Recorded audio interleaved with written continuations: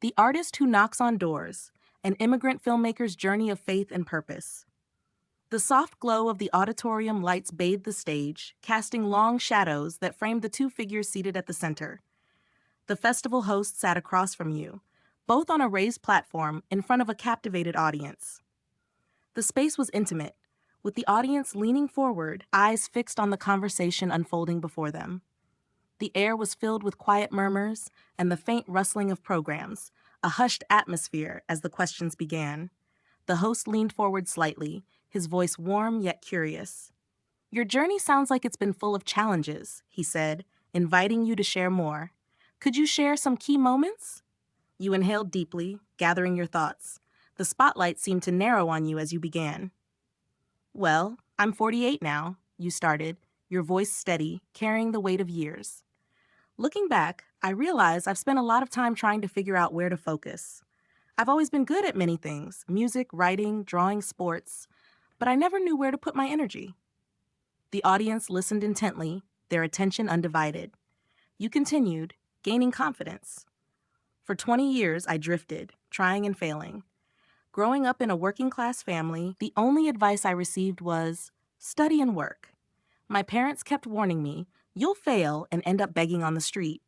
So I tried to play it safe, never realizing I could combine all my talents into one big project." The host nodded, intrigued, giving you the space to elaborate further. "It wasn't until I packed up and moved to this country that things began to change. I didn't have much, just a little savings and a saxophone I probably played too loudly in public." The soft glow of stage lights added warmth to the scene as you continued, reminiscing. "I still remember the winter nights practicing in the park, busking on the streets to make a few extra bucks, or writing and drawing in cafes. It kept my love for music and art alive, and I found a way to survive." A moment of reflection passed between you and the host, both of you understanding the weight of the words spoken. Then you continued, the next part of your story coming more naturally.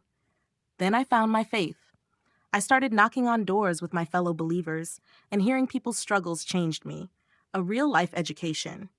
I realized that, at the core, people are good, and I became less focused on my own art and more on connecting with others." The host leaned in slightly, his interest piqued. "That sounds like it really shifted your perspective. What are your plans now?"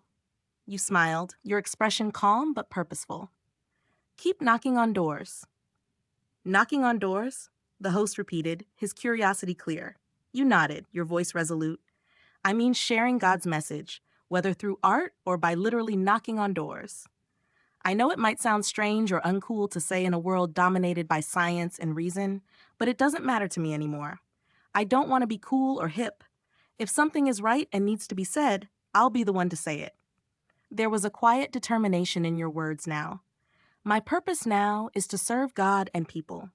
I want to create work that's not just entertaining, but positive and uplifting. I've learned that life is about more than just creating. It's about helping others rise above their struggles."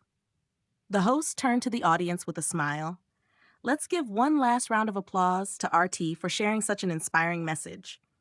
As the applause rippled through the room, you stood and bowed with a humble smile, your heart full. "Thank you all for your support." "Thank you."